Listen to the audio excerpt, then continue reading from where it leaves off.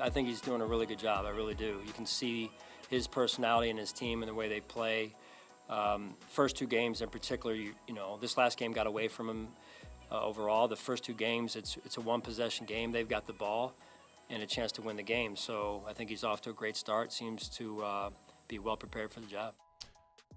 That's Bills head coach Sean McDermott being very kind about Kellen Moore and his start to his tenure in New Orleans, where the Saints are 0-3, and as he mentioned, this weekend got away from him, but maybe in the first 2 weeks there were some good things to like and to see.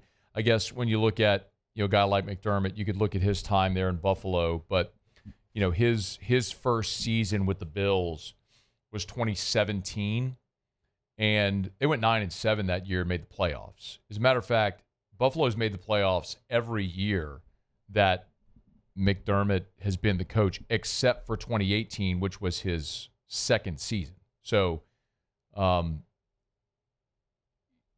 he had some immediate success. And, you know, typically when you are inheriting a situation as a new head coach, you don't always step into the best situation, but it helps when you get your franchise quarterback.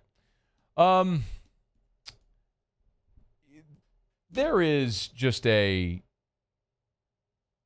little piece of dubious history here for the New Orleans Saints as they get set to take on the Buffalo Bills.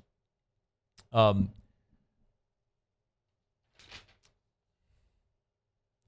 course, the Saints are coming off this blowout loss against Seattle. And they go to Buffalo, and by now you've seen, look, Buffalo might be the best team in the NFL. They're a 16.5 point. Buffalo's a 16.5 point favorite. That is the largest point spread so far this year in the NFL. And it's tied for the 9th largest point spread since the start of the 2020 season. Sometimes, look, COVID was weird because, you know, with the COVID testing, and sometimes you had, like the Saints against the Dolphins, you had like entire rosters that were just unavailable because of COVID tests.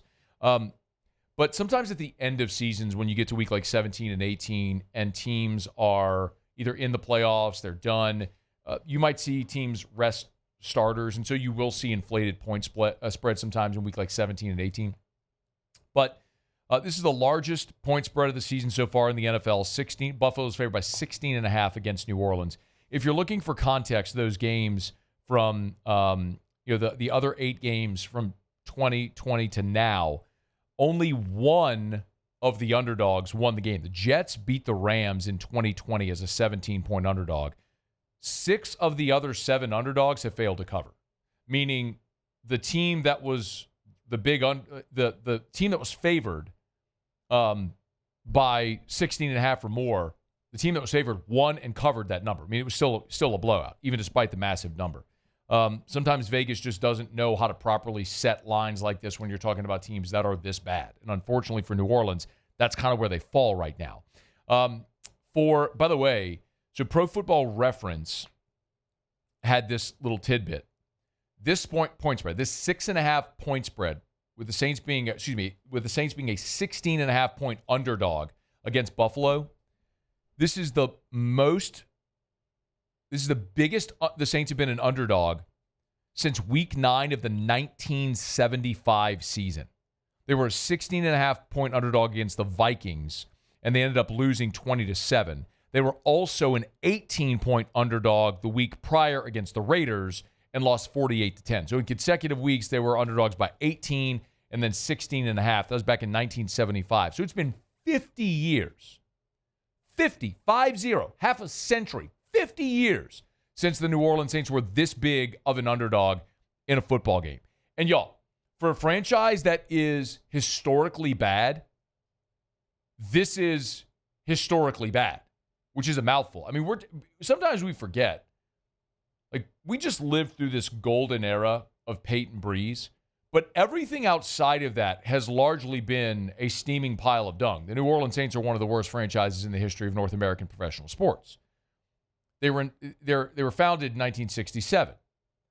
It took them 20 years to make the playoffs. 1987. That also happened to be the first winning season in 20 years. 2 decades to have a winning season and make the playoffs. They didn't win a playoff game for 33 years. It was the year 2000 when Hakeem dropped the ball. It was a dozen years till they had a non-losing season. They went 8-8 in 1979. By the way, then they followed that up in 1980 with a 1-15 record, which was the worst in the history of the franchise.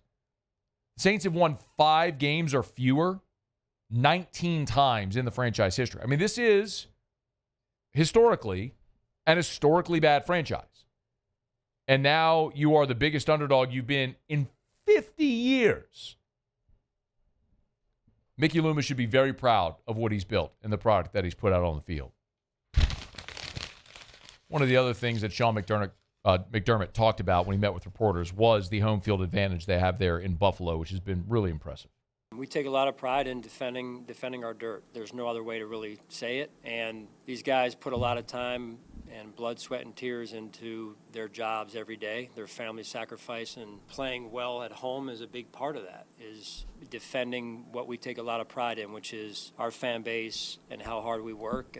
And so let's also be honest, our fans create an environment. That 12th man is real, and we'll need them again this week. This offense we're going to play runs a lot of no huddle, and I just watched them try and get that done against Seattle, and I know our fans are the best in the NFL for a reason.